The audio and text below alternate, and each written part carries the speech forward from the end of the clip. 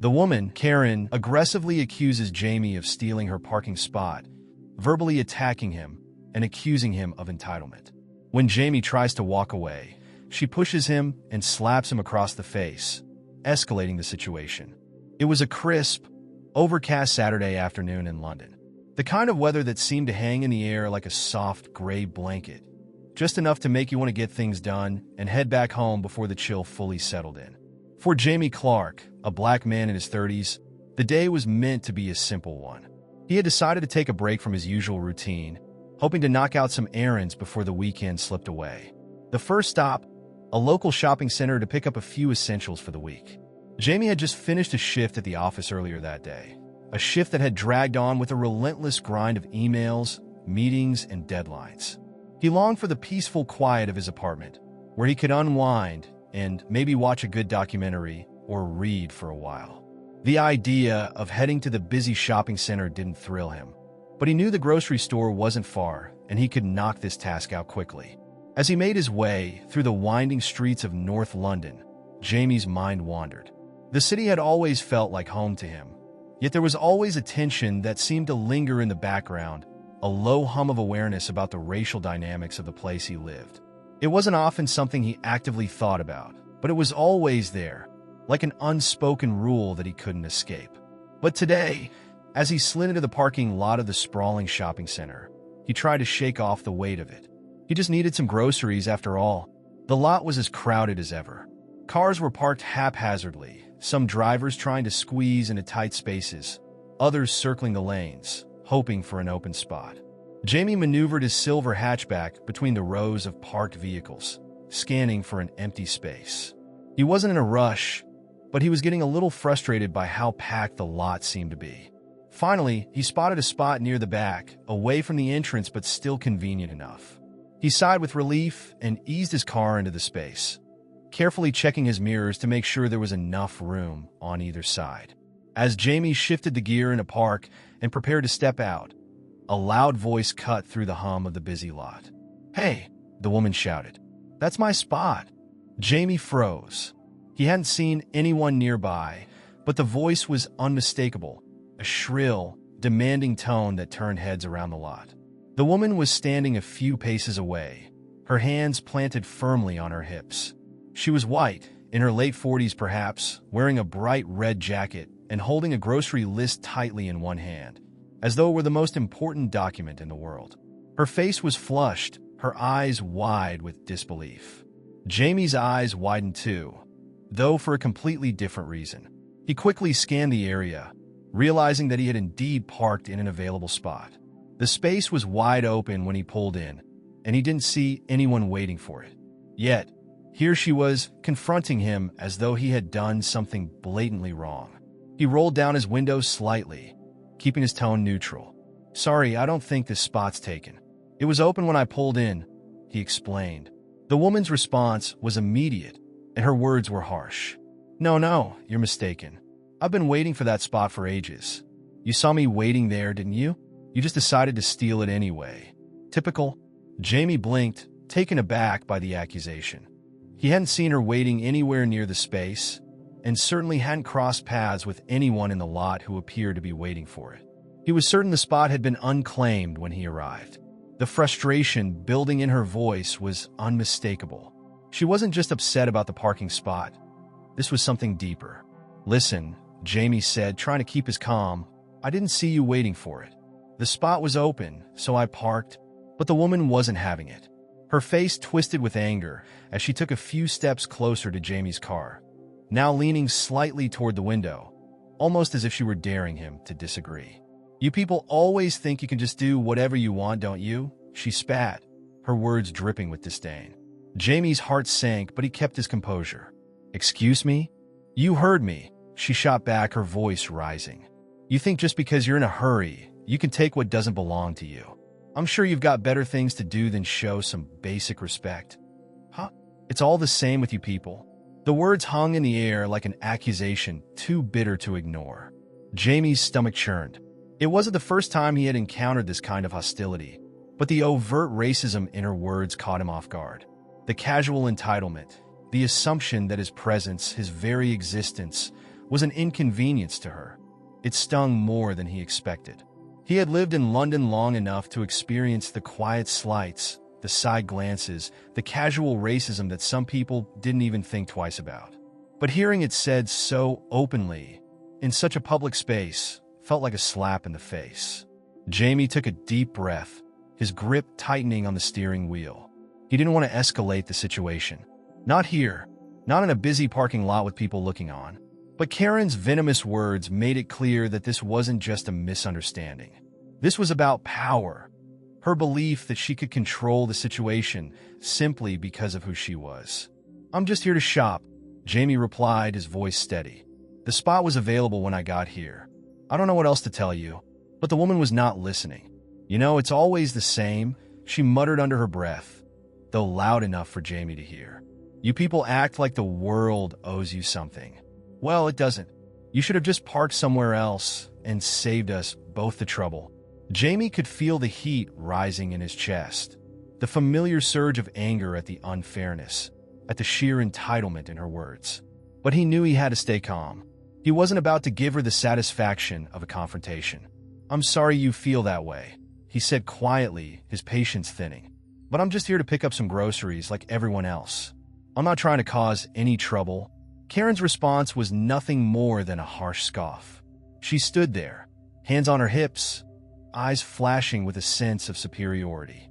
The tension in the air was thick, and it was clear this wasn't going to end quietly. As Jamie sat there in his car, the weight of the situation began to sink in. This wasn't just about a parking space. It wasn't just about groceries. This was about something much larger, about race, about power, about who was entitled to move through the world without being questioned, without being threatened, without being made to feel less than. And as Karen continued to glare at him, Jamie realized he wasn't just dealing with an angry woman over a parking spot. This was the beginning of a confrontation that would unfold in ways neither of them could yet understand. Jamie's attempt to remain calm in the face of Karen's accusations was met with more hostility than he had anticipated. As he sat in his car, his hands still gripping the steering wheel, he could feel the pulse of tension rising between them. He wasn't the type to engage in a shouting match in public, especially not over something as trivial as a parking space. But there was something about Karen's words that dug under his skin, more than just the frustration of a disagreement over a parking spot. He took a deep breath, maintaining his composure as best he could. "I'm sorry, but the spot was open when I got here," Jamie repeated, trying to keep his voice steady.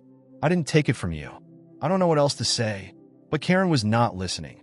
In fact, it seemed as though her rage was building by the second, swelling like a storm that was about to break. Her face, once flushed with irritation, was now red with anger. The tight grip she had on her shopping list made her fingers tremble.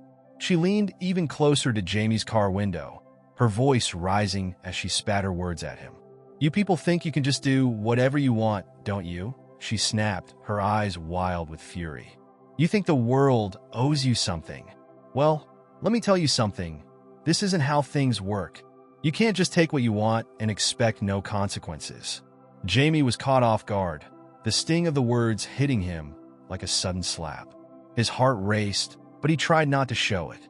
He had heard variations of that sentiment before, especially in moments like this, moments when a situation felt charged with racial undertones. He had hoped that maybe, just maybe, the encounter would remain civil, that reason and logic could prevail. But now, as Karen's words pierced through the air, he could feel the deepening divide between them. He wasn't sure what she meant by "you people." Was it his skin color she was referring to, or was it simply an attempt to put him into a category that made him easier to dismiss? Either way, Jamie's gut told him that no matter how much he tried to explain, no matter how reasonable his approach, it wouldn't matter. This wasn't just about a parking spot anymore. This was about something far deeper. Jamie exhaled slowly, keeping his gaze steady, trying to remain calm. "I don't know what you mean," he said, his voice controlled but now tinged with an edge. "I just came here to pick up some groceries. I'm not looking for trouble." But Karen wasn't interested in hearing him. She was escalating, each word carrying more venom than the last, her voice growing louder with every syllable. "Typical," she muttered under her breath, but loud enough for Jamie to hear. You people always have an excuse. Always playing the victim. Always acting like you're entitled to everything. You don't care who you hurt, just as long as you get what you want. The words stung more deeply than Jamie cared to admit. His fists clenched involuntarily, but he didn't want to let her bait him into a confrontation. He could feel a crowd starting to form, their eyes on them, drawn to the escalating scene. Some stood at a distance, others closer to the car, but all of them seemed to be watching, waiting for what would come next. Jamie felt his anxiety spike, aware of how easily this situation could spiral out of control, especially in a public space like this. "I'm not trying to start anything," Jamie said, his tone softening slightly as he tried to defuse the tension. "I'm just trying to go about my day, just like everyone else. You don't have to make this a bigger issue." But Karen was far from done. In fact, her next words came out with even more force. "Oh, don't give me that," she sneered. "You think you're better than me, don't you? Walking around like you own the place, acting like the world owes you something. Well, it doesn't. You're just like the rest of them, entitled, disrespectful, thinking you can just take whatever you want without any consequences." Jamie could feel his pulse quicken, the familiar knot of frustration and anger tightening in his chest. The words she used, the tone, the accusations, he had heard it all before. This was more than just a woman angry about a parking spot. This was a confrontation filled with the weight of history, of systemic inequality, and the kind of racial prejudice that was often ignored or downplayed by those who didn't experience it firsthand. For a moment, Jamie wondered if he should just drive away. Should he just leave? Was it even worth trying to reason with someone who had already made up her mind about him? But then he realized something. If he walked away now, it would feel like surrender. It would feel like giving her exactly what she wanted, a victory without consequence. Jamie was done being silent.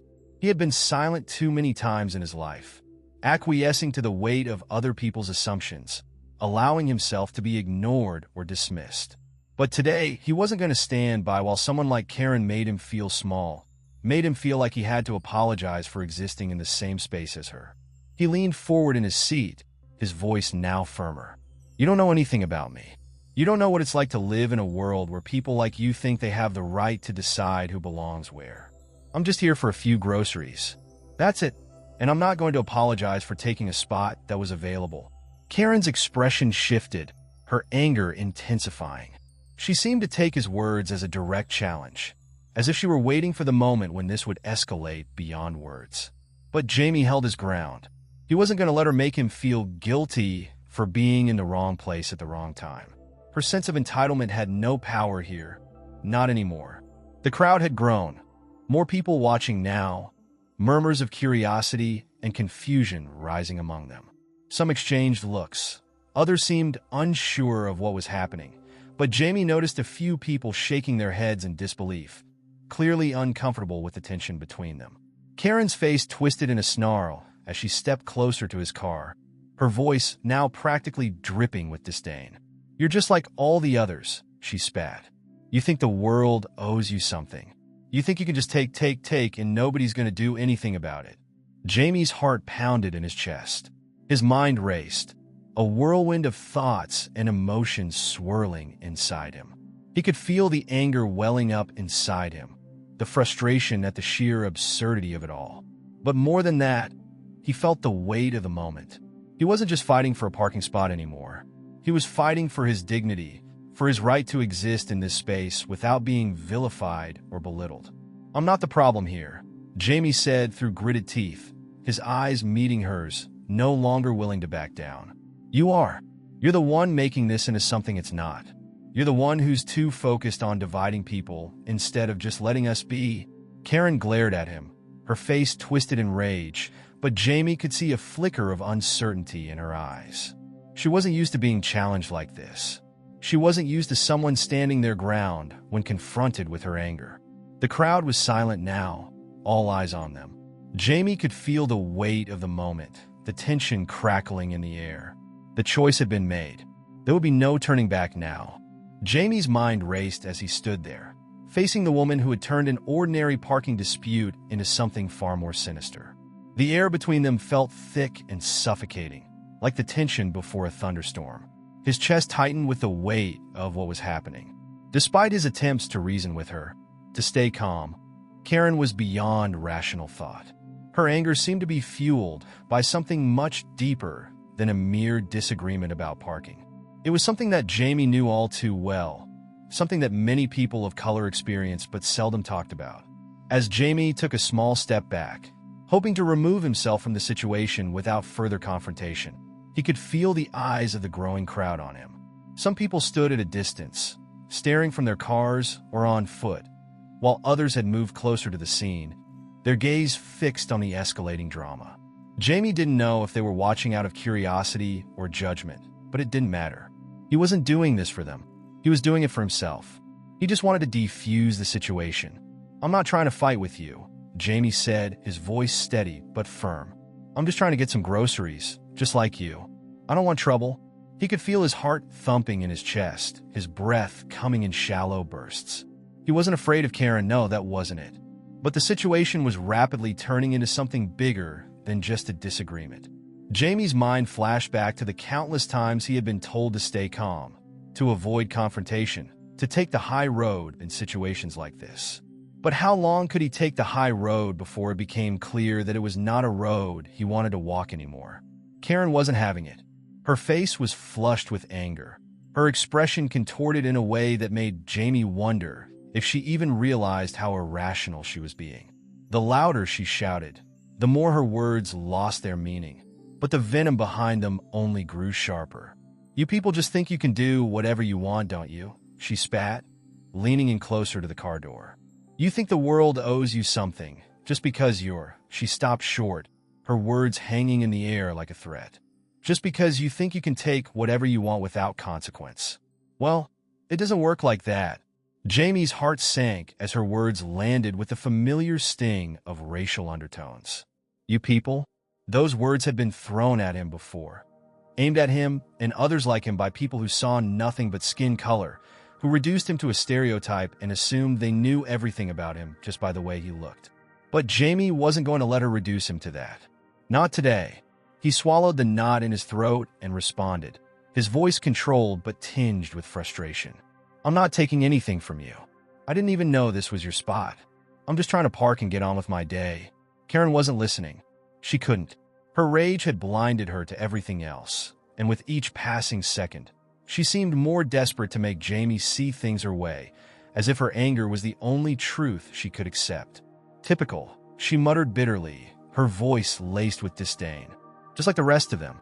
You all think you can just take whatever you want and nothing happens. You think you can just get away with it?" Jamie's hands clenched around the edge of his car door, trying to keep himself in check. He knew it was no use trying to reason with her. The crowd was growing, and he felt the eyes on him, the weight of judgment in the air. He knew it was only a matter of time before this escalated into something bigger, something he couldn't control. At that moment, Jamie made a choice. He would walk away. He would disengage before things got worse. It wasn't worth it to continue arguing with someone whose mind was already made up. So, with a final breath, he pushed open the door, ready to leave the situation behind him. But as he moved to step out, something unexpected happened. Without warning, Karen took a step forward, her eyes locked onto his, her anger bubbling over into something more. Jamie barely had time to react when, with one swift movement, she shoved him in the chest. It wasn't just a gentle nudge. No, it was a deliberate, forceful push, the kind meant to assert dominance, to remind him who was in control. The impact knocked Jamie backward, his feet stumbling for balance as he instinctively reached for the car to steady himself. The shock of the push stunned him, his chest stinging from the sudden contact. His eyes widened in disbelief as he looked up at Karen, who stood there with a smug, almost triumphant expression on her face, as though she had just won some sort of victory. Before Jamie could fully comprehend what had just happened, Karen's hand swung toward him. The sharp slap came out of nowhere, the sound of it echoing in the air like a gunshot. It was so sudden and unexpected that for a moment, Jamie didn't know how to react. The sting of the slap spread across his face, his skin burning with the intensity of the strike. It wasn't just a physical assault. It felt like an assault on his dignity, on his very identity. The crowd around them gasped collectively, some taking a step back in shock, others too frozen in place to intervene. The once muted murmurings grew louder, filled with disbelief and tension. Jamie stood there, stunned, his face still tingling from the force of the slap. The shock of it left him momentarily speechless, as if the sheer absurdity of the situation had rendered him paralyzed. For a few seconds, no one moved. The parking lot was silent except for the distant hum of traffic and the muffled voices of bystanders whispering among themselves. Jamie could feel his pulse pounding in his ears, the shock of the slap still reverberating through him. He was no longer sure whether the anger building inside him was a result of the physical pain or the raw injustice of the moment. Either way, it was clear that Karen had crossed a line. Her face twisted in a smirk as she stood there, waiting for a reaction, as though she were daring Jamie to fight back. She didn't care about the context of the confrontation. She didn't care about the crowd or the fact that she had just physically attacked him. All that mattered to her was that she had asserted her dominance over him. She had shown him who was in control. But Jamie wasn't going to give her that satisfaction. He wasn't going to give her the pleasure of seeing him lose his composure, of watching him crumble under the weight of her entitlement. He had worked too hard to get to this point in his life, too long to earn his peace, to let someone like Karen take it from him. The silence stretched on, heavy with the weight of the moment. As the sting of the slap began to fade, Jamie stood tall, slowly straightening up, his chest rising with each breath. He had been humiliated, yes, but this wasn't the end. Not by a long shot. Jamie stood frozen in place for what felt like an eternity, his body tense, the sting of the slap still fresh on his cheek. The crowd's murmurs were no longer background noise. They were sharp and present, each whispered comment adding weight to the already suffocating atmosphere. His heart thudded heavily in his chest, louder than the voices around him, louder than the chaos that had enveloped the parking lot. His mind was a whirlpool of conflicting thoughts, swirling between his gut reaction and the consequences of every move he could make. The pain from the slap hadn't just come from the physical impact. It had also struck deep within him, a reminder of the years he had spent silently enduring moments like this. The moments when people like Karen assumed their dominance, when people like her believed they had the right to degrade him without repercussion. It was all too familiar. The subtle looks, the dismissive tone, the way she had assumed that he, simply because of the color of his skin, would just back down. Her slap was the manifestation of that ingrained sense of entitlement, one that so many like her wielded with force and without question. But now, in this moment, Jamie was faced with a choice that many black men and countless people of color had faced countless times before him: to walk away, to submit to the humiliation, or to stand up and risk being seen as the aggressor. He could feel the weight of the decision pressing down on him, the eyes of the crowd fixed on him like the gaze of judges, ready to render a verdict. His mind raced through the potential outcomes, each one more complicated than the last. If he walked away, he would be seen as passive, as someone who let the aggression slide, someone who didn't stand up for himself. The whispers in the crowd would be there, the pity in their eyes would be there. But even worse, in the world that Jamie lived in, there was the fear of what would be said afterward. What the world would think if he simply took the hit and didn't fight back. Would he be seen as weak? Would his silence only fuel more of the same behavior, making people like Karen think they could get away with it again, and again, and again? On the other hand, if he stood his ground, if he fought back, he risked being labeled the aggressor. The way people would twist the story to fit their narrative was something Jamie knew all too well. They would say he had overreacted, that he was the one who had escalated things. And even worse, in the tense climate of racial tension that pervaded the world, there was the looming fear that the entire situation would be twisted into something far more dangerous. The implications of being seen as the angry black man were far too real, too dangerous, especially when the people who were watching would only see a small piece of the story.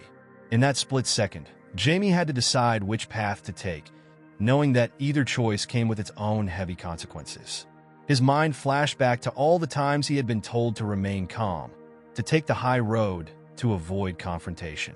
He'd been told countless times that keeping your head down was the way to navigate this world, that it would keep him safe. But in this moment, With the sting of the slap still burning on his face, the frustration of years of dealing with people like Karen rising in him, Jamie wasn't sure he could keep his head down anymore. His hand, which had instinctively reached for his cheek after the slap, clenched into a fist. His pulse quickened. The heat in his chest grew hotter, more intense, fueled by something deeper than just the slap. It was the years of systemic injustice, the microaggressions, the times his humanity had been questioned, his worth dismissed, his very existence belittled by people who thought they were entitled to treat him like this. It wasn't just Karen. It was a lifetime of experiences, all packed into this one violent moment. He could feel his emotions rising, threatening to overwhelm him. But something inside Jamie pushed him to maintain control. He didn't want to be another stereotype, another story of rage and violence. But he also didn't want to be the passive man who let someone take what was his dignity, his pride, his sense of self. Jamie was a man, not just a target, not just someone to be pushed around because of the color of his skin. As his breathing steadied, Jamie realized that this moment wasn't just about him. It wasn't about him trying to prove something to Karen or to the onlookers. It was about something larger, something more profound. It was about equality. It was about standing up for the right to exist without fear, without humiliation, without being made to feel small. This wasn't just a personal confrontation. It was a statement against the power dynamics that allowed people like Karen to feel entitled to treat him this way. Slowly, Jamie raised his hand, his mind resolute. It wasn't about revenge. It wasn't about anger. It wasn't about becoming what Karen had tried to make him. It was about sending a message that no one, no matter how much power they thought they had, could diminish him. A message that equality wasn't just a word. It was something that had to be actively claimed every day in moments like this. He turned to face Karen, his gaze unwavering.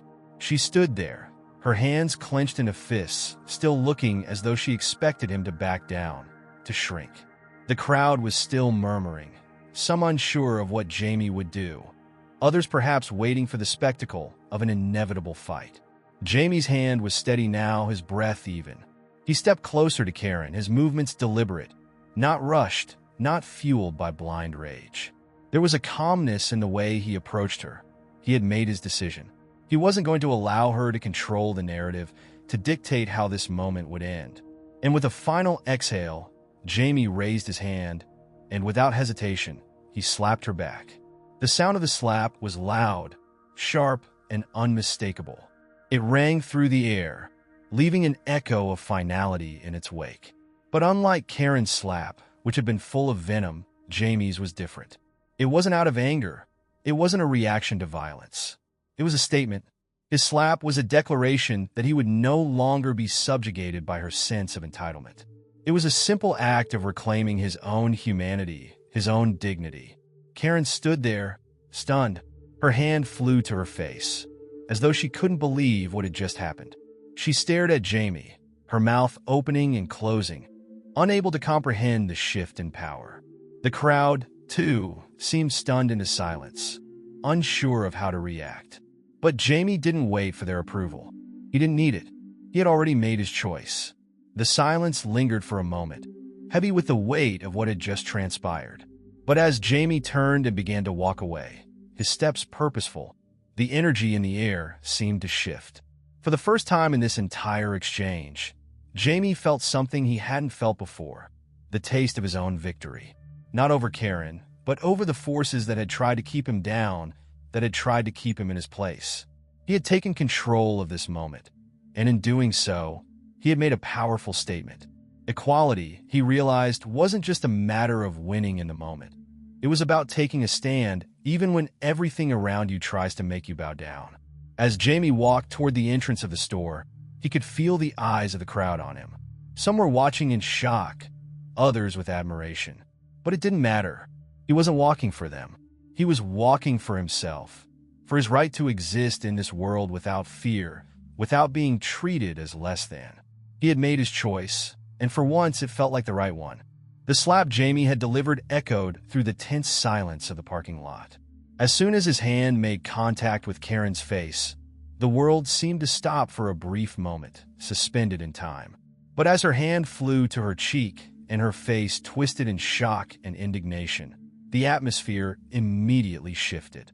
Karen recoiled, as though the very act of being confronted had been too much for her fragile sense of entitlement. She stepped back, her body language defensive and disbelieving, her lips trembling in a way that spoke of both outrage and fear. For a long moment, she stood there, rooted to the spot, her eyes wide with disbelief, as though trying to process what had just happened. And then, as though breaking through a dam of bottled-up rage, Karen's voice erupted. You attacked me? Do you see what he did?"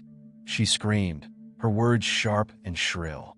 She looked frantically around the crowd, her gaze wild, searching for anyone who might take her side, anyone who might validate the narrative she was desperately trying to create. "I was just standing here, and he hit me for no reason. This man is dangerous. Call the police. Somebody help me." Her words were laden with venom, her attempts to paint herself as the helpless victim unfolding in real time. But the crowd was no longer entirely on her side. Some of the onlookers who had witnessed the entire exchange began to shift uncomfortably, exchanging glances that spoke volumes. They had seen it all unfold, from Karen's aggressive confrontation, her insults, the slap that started it all, to the way she had completely lost control of the situation. They knew what had really happened, and it wasn't as simple as she was trying to make it seem. Some stood still, hesitant, while others subtly backed away from her, sensing the shift in power.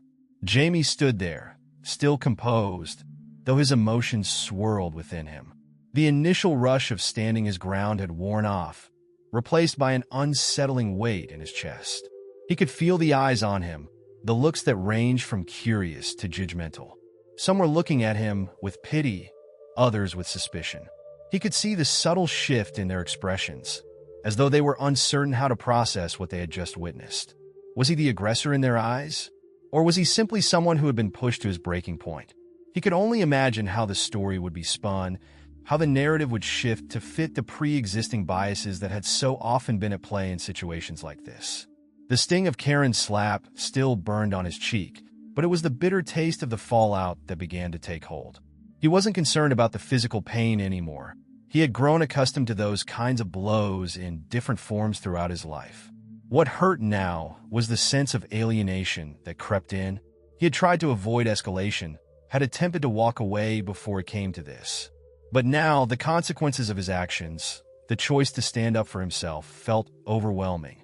The situation wasn't over. Not by a long shot. Trying to steady his breath, Jamie knew the best course of action was to remove himself from the escalating tension. He had already made his point by standing his ground, by refusing to let Karen's aggression go unchecked. He turned, pushing down the feeling of discomfort that threatened to rise, and walked toward the store entrance, hoping to distance himself from the storm of emotion that still raged outside. With every step he took, the weight of the incident pressed heavier upon him. The heavy glass doors of the store whooshed open as he entered, and he was greeted by the cool air of the interior, the hum of fluorescent lights above. The noise of the outside world, the yelling, the accusations, faded as he stepped into the store, but the emotional residue of what had just happened remained. Inside, the atmosphere was starkly different. It was calm, almost peaceful. The buzz of shopping carts, the soft murmur of voices, the shuffle of feet on the linoleum floor. All of it seemed so disconnected from the chaos he had just walked away from. And yet, Jamie's mind was far from calm. The events of the past few minutes seemed to replay over and over in his mind, the images flashing vividly behind his eyes. Karen's shrill voice, her accusation of assault, the look on her face when he slapped her, it all haunted him. He couldn't shake the feeling that he had made a mistake, though he knew deep down that he had done nothing wrong. The choice to stand up for himself, to assert his own dignity, was the right one. But it didn't feel that way. He felt exposed, as though the raw emotion of the moment had left him vulnerable, laid bare. How would people view him now? How would they see this? Would they understand that he wasn't just acting out of anger, but out of the necessity of equality? Would they care to understand? The hum of the store seemed so far removed from the reality outside. He found himself mechanically picking out items off the shelves, his hands moving without thought as his mind wrestled with the aftermath of the confrontation. As he placed a box of cereal into his cart, a strange heaviness settled on his chest. The humiliation of the encounter, the way Karen had screamed about being attacked, loomed over him like a dark cloud.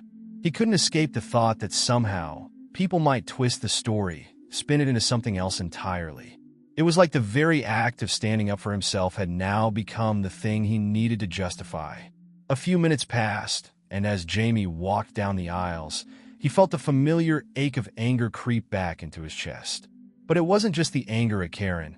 It was the anger at the whole system that allowed people like her to act with such impunity. The entitlement, the belief that she could impose her will on him without consequences, without fear. It wasn't just about the parking spot anymore. It was about the years of pent-up frustration, of having to constantly shrink himself in the face of people like Karen. Jamie paused, standing in front of the refrigerated section, staring at a row of milk cartons. The cold air from the fridge seemed to cool his thoughts, but the reality of the situation remained. He hadn't just been slapped physically. He had been slapped with the harsh truth of how the world saw him. As a black man, Jamie had grown accustomed to this kind of treatment, but it didn't make it any easier to bear. And now, as he stood in this store, just trying to pick up some groceries, he couldn't shake the feeling that he would never fully be able to escape the consequences of his actions, even though he had every right to defend himself. The weight of Karen's words lingered in his mind.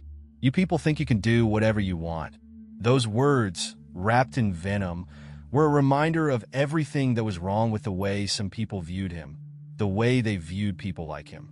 And though Jamie knew that he had done nothing wrong, that the choice to stand up for himself had been the right one, the fallout was more complicated than he had anticipated.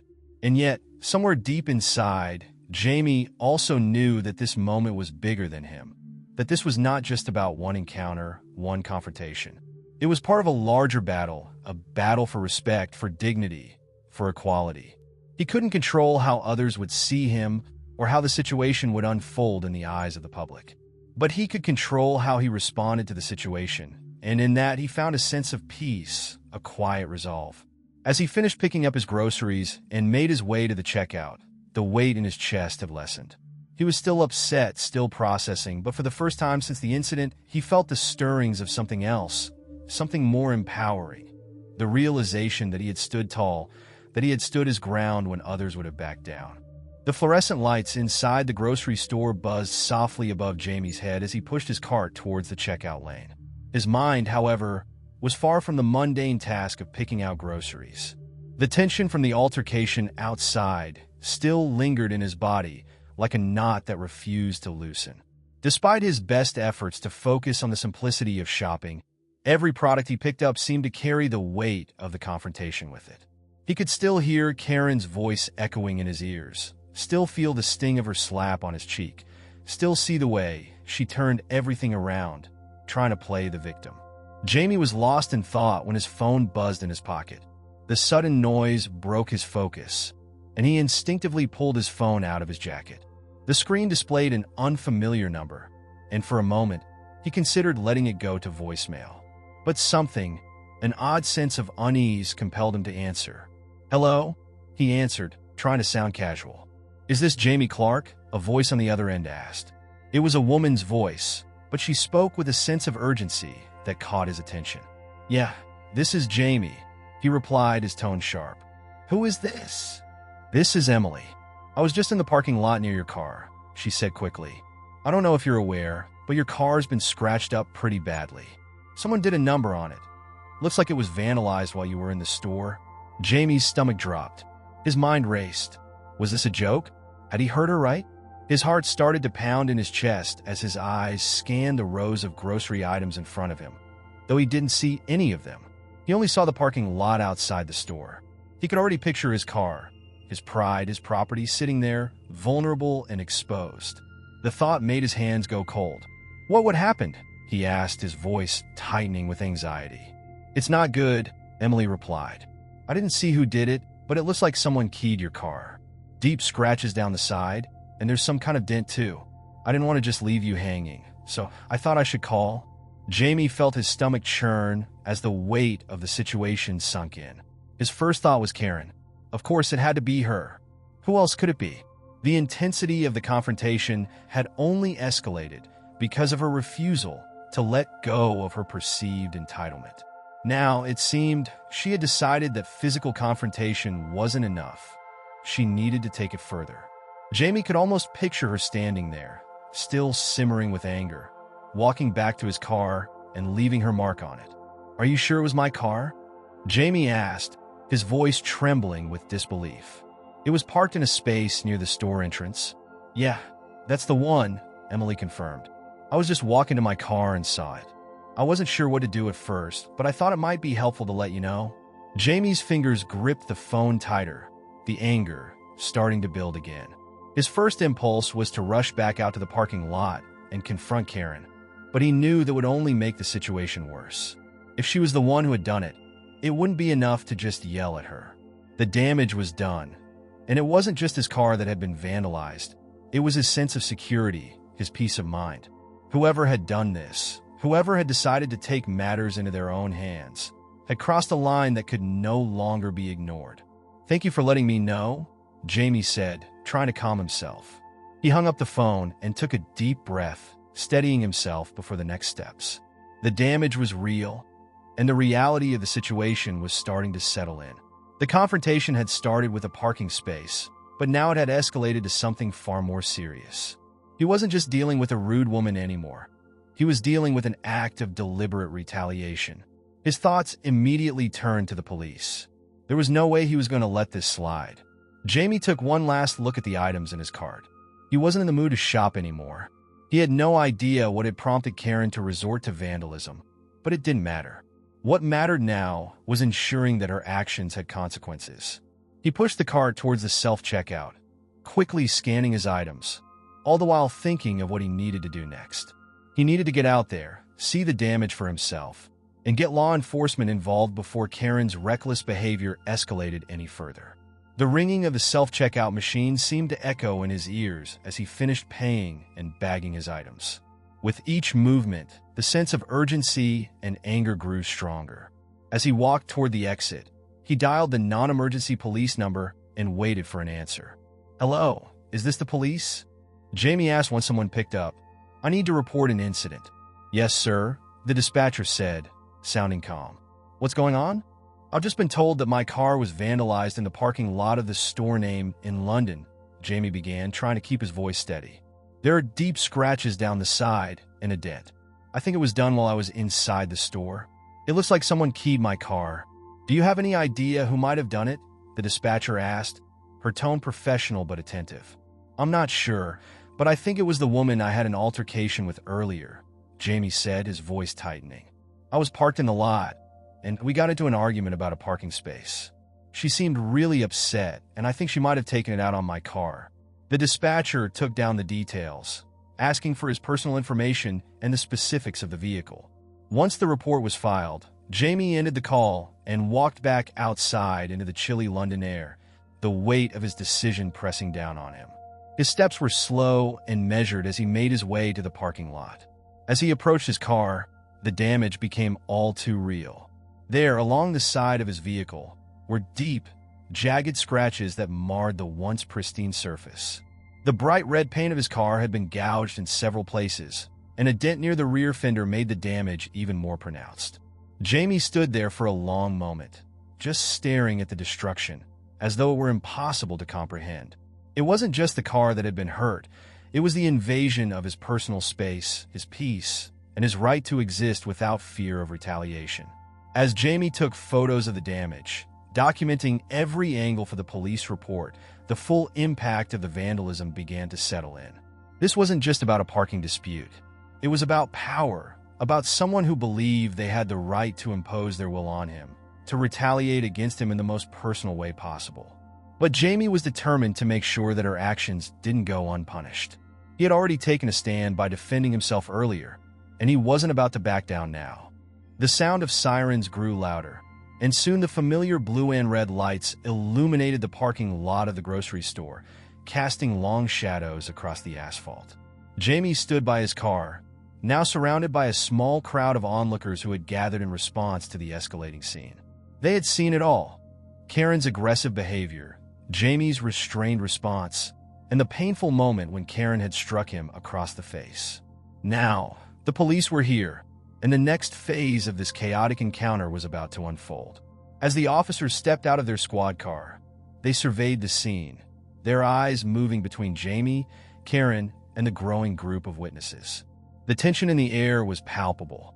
Jamie could feel the weight of their presence, the calm authority that they brought to the situation. But beneath that calm, he could also sense the undercurrent of frustration. This wasn't just a simple parking dispute. It was a clash of power dynamics, of entitlement and racial tension. It was a situation that went beyond just a slap. It was about standing up for one's dignity. Karen, as if sensing her chance to regain control of the narrative, immediately began to speak, her voice loud and high-pitched, trying to assert herself as the victim of the situation. "Officer, this man attacked me," Karen exclaimed, her face flushed with emotion. "I've been waiting for that spot for 10 minutes, and he just swooped in and took it from me. He was rude, disrespectful, and started shouting at me. I was just standing up for myself when he slapped me." She turned to Jamie, her eyes flashing with indignation. "I don't know why you people always feel so entitled. This is exactly why no one wants you here." Jamie's jaw tightened at the accusation. Her words stung like an open wound, but he knew better than to react with anger. Instead, he stood there, calm but firm, ready to tell his side of the story. As the officers listened to Karen's emotional outburst, Jamie took a step forward, speaking directly to one of the officers. "Sir, I'm not going to pretend that what happened here wasn't tense," Jamie began, his voice steady. "But I want to make it clear that when I arrived, this parking spot was open. I reversed into it like anyone else would have. I wasn't trying to provoke anyone. When she started yelling at me, I did my best to walk away. But then she pushed me, then slapped me across the face." The officer, a middle-aged man with a stern but measured expression, nodded as he listened. "And that's when you slapped her back?" he asked, his tone neutral. Jamie glanced at Karen, who was still standing with her arms crossed, an air of superiority clinging to her every move. The anger within him flared briefly, but he forced it back down, determined to stick to the facts. "I didn't slap her out of anger," Jamie explained. "I slapped her back to make a point. She was trying to assert dominance over me in a way that was degrading, and I wasn't going to stand for it. I didn't hit her out of malice, but to show her that I wouldn't be intimidated." The officer seemed to understand Jamie's reasoning, but remained quiet for a moment as he processed the information. Karen, sensing her opportunity to further manipulate the situation, seized the moment to speak again. "I didn't deserve any of this," she cried, now visibly shaking with what appeared to be fake distress. "I don't care what he says. I didn't deserve to be slapped. He's just trying to make me look bad. He's got some kind of agenda. This is all just part of his little game." Jamie couldn't believe what he was hearing. Karen's attempt to turn the situation around was almost theatrical, but he didn't let her words shake him. He had already made his case clear to the officer, and he knew the truth was on his side. At that moment, one of the officers approached a group of bystanders who had been standing off to the side. These witnesses had seen the entire altercation unfold, and now they were being asked to share their perspectives. "We saw the whole thing," one of the witnesses, a middle-aged man with short-cropped hair, said, stepping forward. Karen was the one who started yelling first. She was shouting at this guy for no reason, even though he hadn't done anything wrong. When he tried to walk away, she shoved him. And when he didn't just stand there and take it, she slapped him. Another woman, who had been standing near her car, nodded in agreement. "I was in my car when all of this started, and I could see everything." She was the one who escalated it. He wasn't looking for a fight, but she wouldn't stop. And when she slapped him, I thought for sure he was going to lose it. But he didn't. He just slapped her back to get her to back off. It wasn't about violence. It was about standing up for himself. The officers exchanged glances. They knew they couldn't ignore the witness testimonies.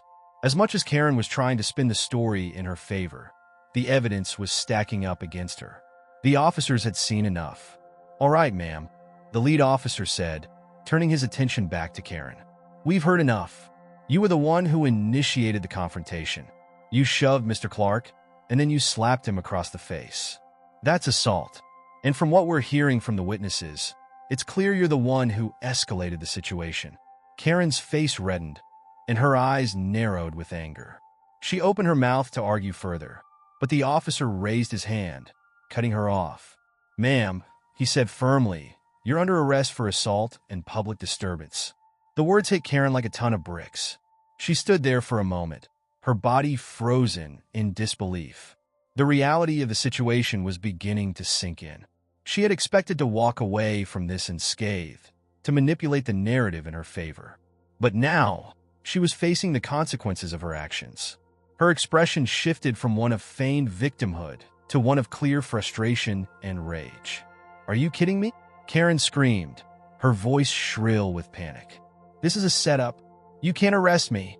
I'm the one who's been attacked. This is outrageous." Jamie watched as the officers placed Karen in handcuffs, their movements precise and professional.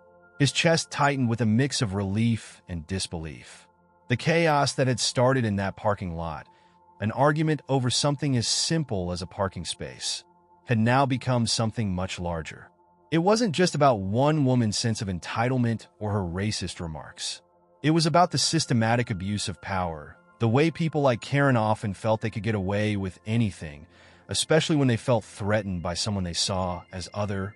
The officers led Karen to the squad car, her protests growing more frantic with each step. Jamie felt the weight of the moment settle on his shoulders. This wasn't just about him. It was about setting a precedent. He had refused to be intimidated. He had stood up for his dignity and, in doing so, had forced the system to recognize the injustice that had occurred. As the police car drove off, Jamie stood there, his heart still racing. The officers had done their part, but the emotional impact of the encounter remained. The situation had been defused, at least for now, but Jamie knew that the road ahead would be anything but easy. The fight wasn't over yet, but at that moment, at least for now, he had a small victory: accountability. The days that followed the arrest of Karen were filled with a sense of quiet anticipation. The legal system, with its complex web of rules and procedures, moved forward at its own pace. Jamie knew that this moment in the parking lot, a fleeting incident that had escalated into something far more significant, was far from over. The next chapter was the courtroom, where the final reckoning would take place. The courthouse was a solemn place, its austere walls and high ceilings designed to give the proceedings an air of authority. Jamie sat in the gallery, waiting for the trial to begin. His heart pounded in his chest as he took a seat. He wasn't sure what to expect. He'd seen court dramas on TV, but this was different. This was real life, and this was his fight for dignity, his fight for justice. He could feel the weight of the moment pressing down on him. Karen had pleaded not guilty to the charges of assault and property damage, claiming that her actions had been provoked by Jamie's behavior. Her defense attorney, a well-groomed man in a crisp suit, was already preparing his argument. The jury, a mix of people from various walks of life, took their seats, their faces a blend of curiosity and skepticism. The trial began with the prosecutor presenting their case. They outlined the events of the day in question, emphasizing the escalation from a simple parking dispute to physical violence. The prosecutor painted a vivid picture of Karen's behavior: her shouting at Jamie, her physical aggression when she pushed him, and the slap that had followed. The prosecutor focused on the assault that Karen had committed, highlighting how her actions were not only unwarranted, but also rooted in a sense of entitlement that had manifested in her behavior toward Jamie. Next, the prosecution called the witnesses who had been present during the incident. One by one, they took the stand and testified, each corroborating Jamie's version of events. Their testimonies painted Karen as the instigator, not a woman acting out of stress or frustration, but someone who had deliberately escalated the situation, choosing aggression over resolution. One of the witnesses, the middle-aged man who had spoken to the police outside the store, took the stand and was asked to recount his observations. "I saw the whole thing," he began, his voice calm but firm. Karen was the one who started the yelling. Jamie didn't do anything to provoke her. He tried to walk away, but she shoved him first, and then she slapped him. It was clear who was in the wrong. Another witness, a young woman who had been parked near Jamie, spoke about the moment when Karen slapped him. "I couldn't believe it," she said, her eyes wide as she recalled the moment. I thought he was going to lose his temper, but he didn't. He just slapped her back, but it wasn't out of rage. It was like he was standing up for himself, saying, I'm not going to let you push me around. The defense, predictably, tried to downplay Karen's role in the altercation. Her attorney argued that Karen had been under tremendous stress that day, and that her behavior had been a result of emotional strain, not malice. He painted Karen as a mother, a woman who had been overwhelmed by the pressures of life and had simply lost control in the heat of the moment. She was stressed, Karen's attorney argued. She didn't mean to escalate things. She was just trying to claim a space that she believed was hers. And when Mr. Clark, without any provocation, began yelling at her, she became upset. That's when the situation got out of hand. She didn't mean to hurt him. She didn't mean to slap him. It was a momentary lapse in judgment. But the prosecutor was quick to counter this argument, pointing out that stress or frustration could not excuse physical violence. Being upset doesn't give anyone the right to lay their hands on another person. The law doesn't allow people to simply take matters into their own hands because they're having a bad day, the prosecutor said, their voice strong and unwavering. When it was Jamie's turn to testify, he walked to the witness stand with a steady, measured pace. He took a deep breath, knowing that his words would be crucial in the outcome of the trial. The prosecutor asked him to recount the events once more, and Jamie spoke clearly, recounting the details of the parking lot altercation with precision. He spoke not with anger or bitterness, but with a quiet dignity that had defined his actions from the beginning. He spoke about how he had tried to de-escalate the situation, how he had remained calm in the face of Karen's aggression, and how he had slapped her back not as an act of revenge, but as a statement of equality. I didn't want to fight, Jamie said, his voice calm but firm. I just wanted to shop. But when she shoved me and slapped me, I had to do something. I wasn't going to let her treat me like that. So I slapped her back, not because I was angry, but because I wanted to show her that I wouldn't back down, that I wasn't going to let her think she could push me around. When the trial finally came to a close, the jury deliberated for what seemed like hours. Jamie sat in the courtroom, his fingers fidgeting nervously in his lap. He had done his part, but he couldn't help but feel a sense of unease. No matter how strong the evidence was, no matter how clear the testimony had been, there was always the possibility that the jury might not see it the way he did. That Karen might walk away without facing any real consequences. Finally, the jury returned, and the courtroom fell silent as the foreperson stood to deliver the verdict. We, the jury, find the defendant, Karen Winters, guilty of assault and property damage. The words hung in the air, the weight of them settling on Jamie like a long, overdue breath. For a moment, everything around him seemed to blur. He had won. Justice had been served. Karen would be held accountable for her actions. But at the same time, the victory felt hollow. It wasn't the kind of win that made everything better. It wasn't the kind of win that fixed the deep-rooted issues of entitlement, privilege, and racism that had been exposed in that parking lot. It was a small victory in a much larger, ongoing battle. Jamie stood and left the courtroom with his head held high.